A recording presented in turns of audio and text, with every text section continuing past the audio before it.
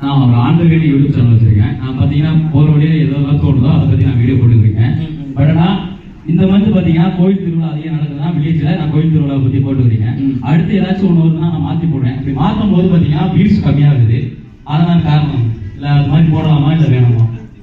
Bro அதான் நான் ஸ்டார்டிங்கில் ஏன் இது இங்கே வந்து நான் அந்த ஒரு விஷயத்த சொன்னேன் B2Cன்னு சொல்கிறேன்னா இங்கே எல்லாருக்குமே திறமை இருக்குது. எனக்குலாம் அது யாரும் சொல்லலை, நான் கண்டுபிடிச்சேன். ஓ நம்ம கிட்ட இருக்க திறமையை வச்சு இங்கே பணம் சம்பாதிக்க முடியுமா, சூப்பர்ல அப்படின்ற மாதிரி தான். ஸோ இப்போ உங்ககிட்ட ஒரு திறமை இருக்குல்ல, வீடியோ எடுக்க முடியும். B2B இன்ஃப்ளூயன்சர் யாரெல்லாம் ஆகணுமோ அவர் கேட்ட கொஸ்டின் தான். உங்களால் வீடியோ எடுக்க முடியும், உங்களால் நல்லா பேச முடியும், உங்களால் எப்படி சொல்றது நல்லா எழுத முடியும். இதெல்லாம் திறமை தான், இதெல்லாம் ஸ்கில்லு தான். ஓகேவா? இது எல்லாத்தையுமே ஒரு பிஸ்னஸ் பண்றவங்களுக்கு ஒரு ஹெல்ப் பண்ணுங்க. நீங்க உங்களோட ஹாப்பினஸ்க்கு ஒரு கோயில் திருவிழாக்கு எடுத்து போறதா இருந்தா சூப்பர். ஆனா அது ஒரு பிசினஸ் பண்றவங்களுக்கு இங்க எத்தனை பேருக்கு அந்த நீட் இருக்கு தெரியுமா? Including myself.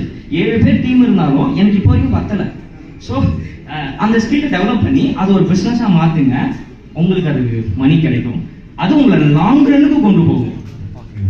இது எப்படி சொல்லனா பேஷன் கம் ப்ரொஃபஷனாக மாறும். எல்லா வீடியோ தொடர்ச்சியாக போடும் போது வியூஸ் கம்மியாகுது. இந்த கோயில் திருவிழா மட்டும் போட்டுருக்கோம்.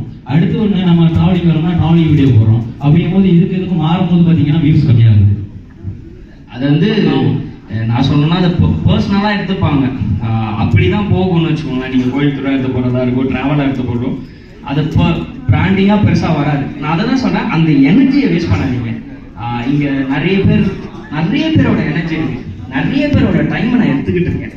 ஸோ எனக்கும் ஒரு எனர்ஜி இருக்கு. இந்த எனர்ஜியில் ஏதோ ஒன்று பாஸ் பண்ணிட்டு போயிடணும் தான் இவ்வளோ பேசுகிறேன். அந்த மாதிரி உங்களுக்கு ஒரு எனர்ஜி இருக்குல்ல, அந்த எனர்ஜியை வேஸ்ட் பண்ணாதீங்க. அது மூலயமா ஒருத்தவங்களுக்கு வேல்யூ கொடுக்க பாருங்க. இல்லை அவங்களோட டைம் எடுக்கிறீங்கன்னா அவங்களுக்கு ஒரு வேல்யூ ப்ரொவைட் பண்ணிங்கன்னா அது ஈக்குவல் டு மணி தான் உங்களுக்கு.